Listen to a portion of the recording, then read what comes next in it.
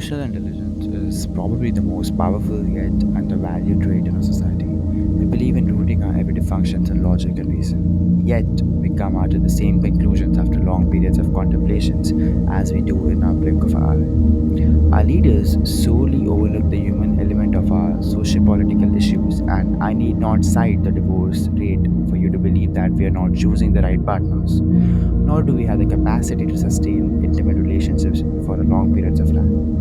It seems people believe the most intelligent thing to do is not to have emotions at all. To be effective is to be machine, a product of the age. A well-oiled consumerist serving, digitally attuned, highly unaware but outwardly operational robot, and so we suffer. They are the habits of people who have the capacity to be aware of what they feel, who know how to express, process, dismantle, and adjust the experience as they are at their own locus of control. They are the true leaders.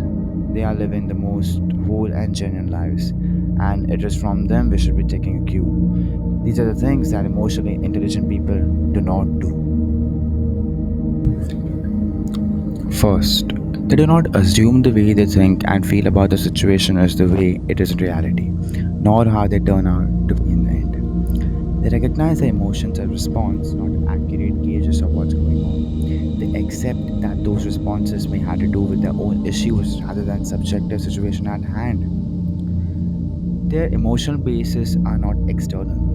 Their emotions aren't something else doing and therefore someone else's problem to resolve.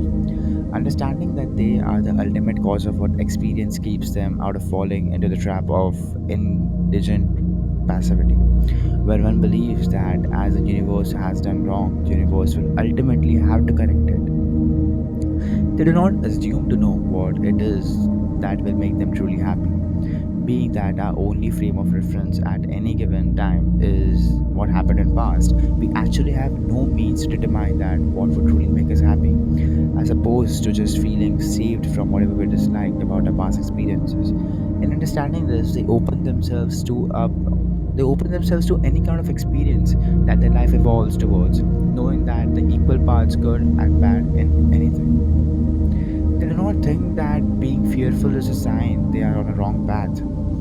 The presence of indifference is a sign that you are on the wrong path. Fear means you're trying to move forward, but something you love, but your old beliefs or unhealed experiences are getting in way, or rather being called up to be healed. They know that happiness is a choice, but they don't feel the need to make it all the time. They are not stuck in the illusion that happiness is sustained at state of joy.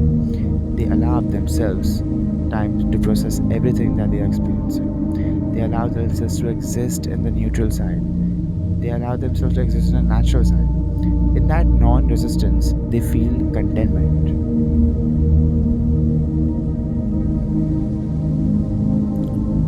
They do not allow their thoughts to be chosen for them. They recognize that through social conditioning and the external human monkey mind, they can often be swayed by thoughts, beliefs, and mindsets that were never theirs in the first place.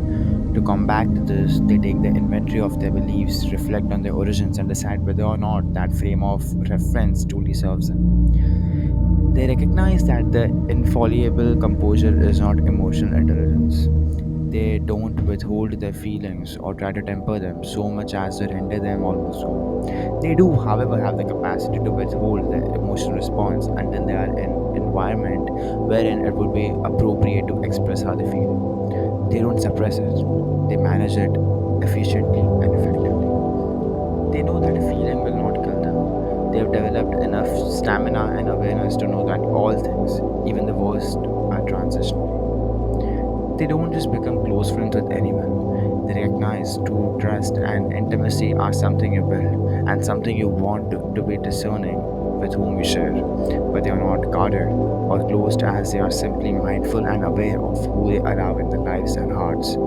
They are kind to all, but truly open to few. They do not confuse a bad feeling for bad life. They are aware of a avoid extrapolation, which is essentially projecting the present moment into a foreseeable future, believing that the moment at hand constitutes what your entire life amounted to, Rather than just being another passing, transitional experience at whole, emotionally intelligent people allow themselves their bad days. They let themselves be fully human. It's in this non existence that they find the most peace at all.